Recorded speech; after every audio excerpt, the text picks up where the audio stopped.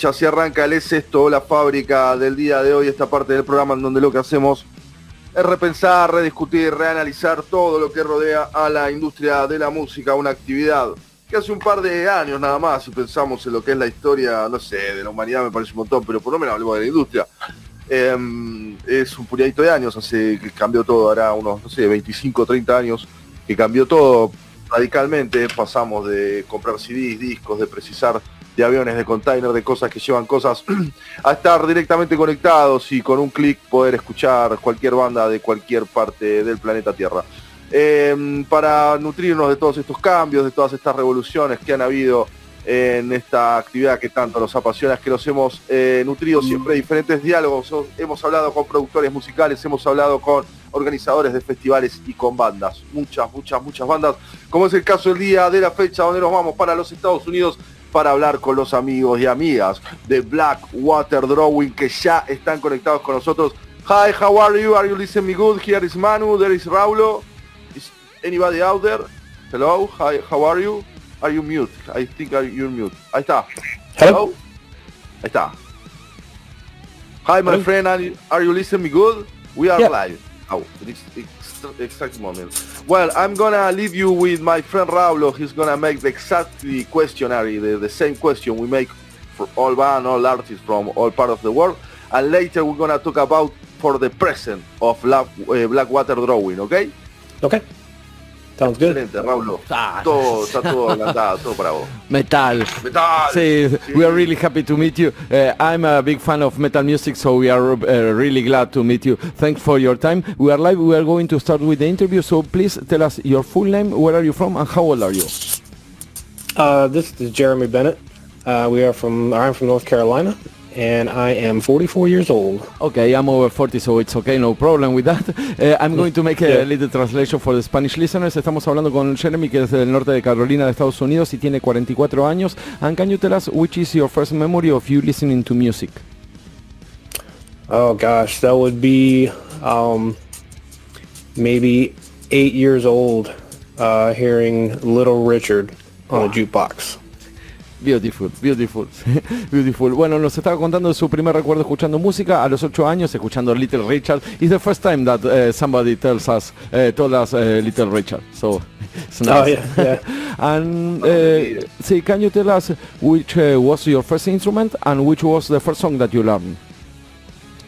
The first instrument would actually be piano, and the first song would be Mary Had a Little Lamb. Okay, and how old were you? I was about 9 years old. 9, okay. And are there any places to study music for free, or you have to pay to study music in your region? If you can pay for schools, we do have schools, but myself and most people I know have learned either self-taught or through friends or networking, mostly in a live setting with other people. Exactly. Before YouTube existed. Exactly, ensemble. The rehearsal and that kind of things. Perfect. So, and can you tell us which was the first concert that you went? First concert would have been it's a large music festival in Charlotte, North Carolina. It does not exist anymore, and it was just all-day festival with 3 different stages. I couldn't even tell you the bands that were on it now. Mm-hmm. So, but you remember maybe the principal, the biggest one? That would have been, I think, Bush at the time. Yeah. Nice, in the 90s. Yes, oh yes. Perfect. Yep, mid-90s, early 90s. Muy bueno. Bueno, nos estaba contando que su primer instrumento fue el piano a los 9 años, y nos estaba contando que la mayoría de las cosas, como él está viviendo en Estados Unidos, hay una manera de estudiar música pagando, o la mayoría de la gente que él conoce también es autodidacta, y me salió la palabra, mano, es autodidacta, o directamente empezaba a tocar cuando se juntaba con amigos o con gente, y su primer recital fue en un festival muy grande de 3 días con un montón de escenarios, y la banda principal, bueno, que él recuerda fue Bush. And can you tell us how did BLACKWATER DROWNING begin, and why you put that name to the band? So we started I was in a previous band for about 10 years, and that band ended. Took about a year off and decided I missed playing, so I reached out to Morgan, the vocalist, she wanted to maybe start something up, and then I was like, well, we need a bass player. Reached out to Audio, and she was interested, and I contacted my drummer from my previous band, and he was very interested in it too. So that's kind of how we started, with just us four, and then we've kind of added members and swapped out members over the years, just depending on the situation. Mm-hmm. And the name, why you put that name? We were just basically tossing around ideas, and Blackwater stuck pretty quickly. The second word, we threw around a bunch of different words. It was originally going to be Blackwater Ballet, but then we decided, well, maybe that's leaning a little bit too much on the feminine side, and we went with something kind of opposite with drowning. So I was like, those words sound good together, and that's kind of how it was born. Yeah, the name, I like that kind of names. And in October of 2015, you released your first album, sorry my accent, Delusionary. And how was the recording process of that first album? That one was great. It was just with two friends, and it was very effortless, and we had a great time doing that. Actually, the same guys did our first two releases, and both times were excellent experiences. And how did you meet the people there? And you went really after rehearsal time, or you make them the songs in the studio? How was that process? That was just as far as writing songs live. We wrote all that stuff live together, and then recording wise, that was very simple. It was a in-home studio, so it was very easy. Okay, nice. And in October of this year, you released your last single, Eye of the Storm. You changed many things in the recording process, or it was more or less the same? Oh yes, this was completely different.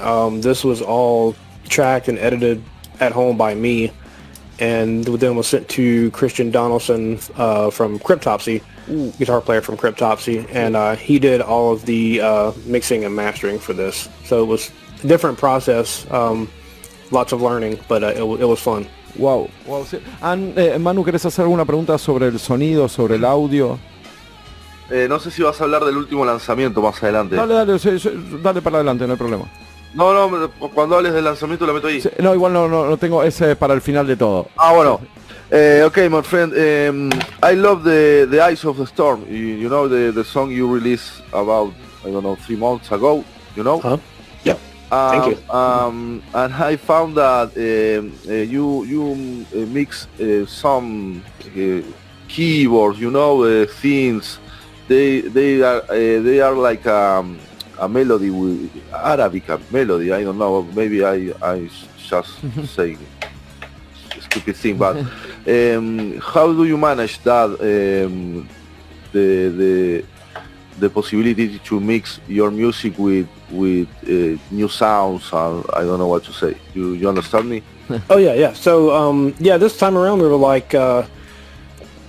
We decided we wanted to add more to the sound, so we decided to add some orchestration to our songs, just to make them sound bigger and fuller and give them, kind of a different feel. And luckily, we have a very talented friend of ours who's an amazing drummer, is also an amazing composer, and we did demos of the songs and sent them to him, and he kind of did his own thing with those, and then we tweaked it as we went, and it became something that we really like and want to keep moving forward. I have a personal question, because I'm over 40, and between the 90s and the 2020, what happened there? Can you explain which kind of genre do you feel that the band is playing? And I'm a big fan of Metallica, so that's why I am asking that these kind of things. How do you feel about that? Oh man, so much happened. I know exactly what you mean. there's just so many different genres of heavy music and metal popped up between then and now. As far as for me personally, I listen to all genres myself, but there was always like looking for a certain sound that I was looking for, and then one day I came across an early In Flames album, and I was like, oh, what is this? And then the whole Gothenburg scene kind of exploded around that time. So it was just all the melodic Swedish death metal. That was like, when I heard that, I was like, this is what I'm looking for. And it made sense to me playing it on the guitar as well. And that's just kind of the way I've gone with it. But as over the years, I've added more and more to the sound, just so it's not a straightforward kind of rip off of that sound. Perfect, the explanation, In Flames. And that is a breakthrough. Muy bueno. Sí. Yo pensaba que era tipo, a mí me mata Nile, ¿viste la banda Nile que le mete cosas como egipcias? Esa también para mí fue como una bisagra, pero bueno, salió In Flames. Sí. Muy bueno. Bueno. No la teníamos en cuenta In Flames para nada en una transición a otro tipo de música. Sí. It's really interesting what you're saying, because we met a lot of people from all around the world, and for example, you name In Flames, but a lot of bands, heavy metal bands from Europe, for example, name Paramore. Instead of that kind of things. How do you feel about that? That's kind of interesting, actually. Our vocalist Morgan, she is actually in a Paramore tribute band. She does a really good job with that. Ahí está.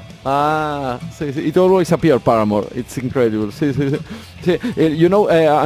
I'm living now in Barcelona, and Manu is in Buenos Aires, and they are not really big bands in Spain and in Argentina. So it's for us it's like, wow, Paramore. It appears constantly. Wow. And can you tell us what things inspires you to write music, the lyrics?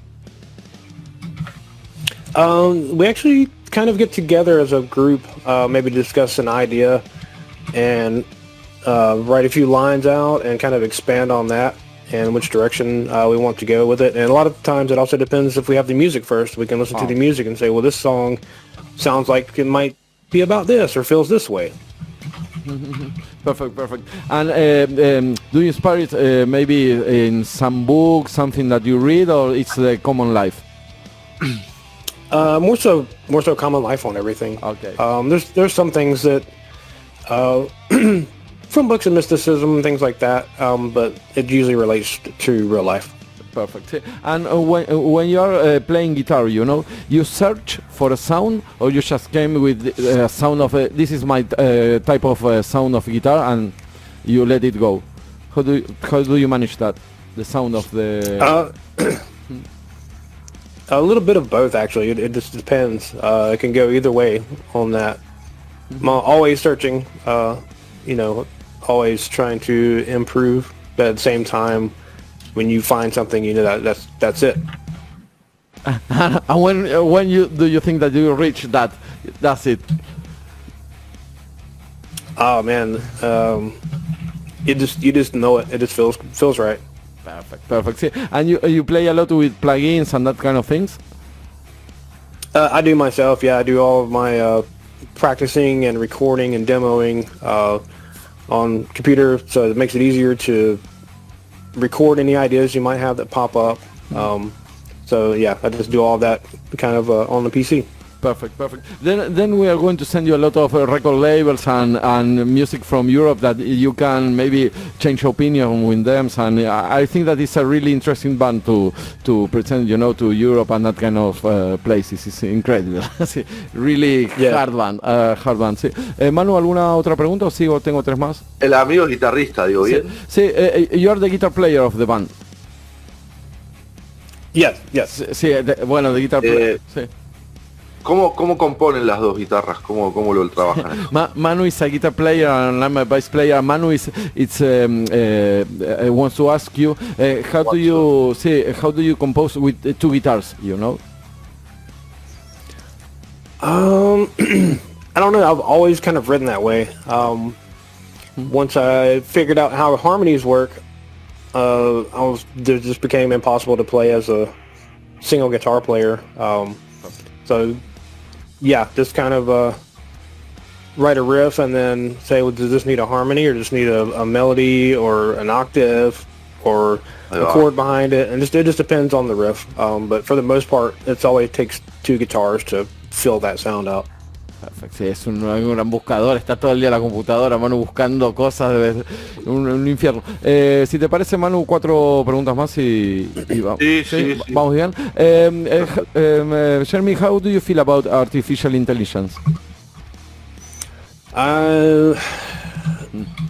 It has a little bit of use, but for the most part, it's just destroying the planet and destroying, people's minds. Nobody's thinking for themselves anymore.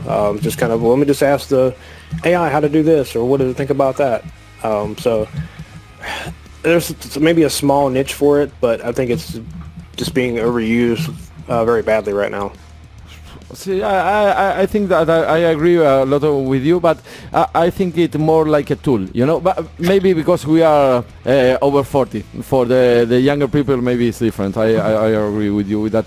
And can you tell us something about North Carolina actual music scene? Music scene here is very, very diverse. I mean, from all genres. Or in our state. I mean, you can find anything you want here, really. And you have big venues, small venues, and bar, or it's really complex to get to play there? No, it's pretty good. I mean, after COVID, pretty much everywhere in the United States was changed forever from that. We lost so many venues. So it's a lot less shows are happening now because of that, and so you try to make them count when you do have them. Perfect. And can you tell us something about BLACKWATER DROWNING future plans? So we are actually thinking about doing an EP, and where each member chooses a cover song we want to do, and then kind of a little bit make it our own. And do that in the meantime as we're writing for the next album. Perfect. Do you have you choose your cover? Have I? Did you choose your cover? I've got 2 that I'm tossing around right now.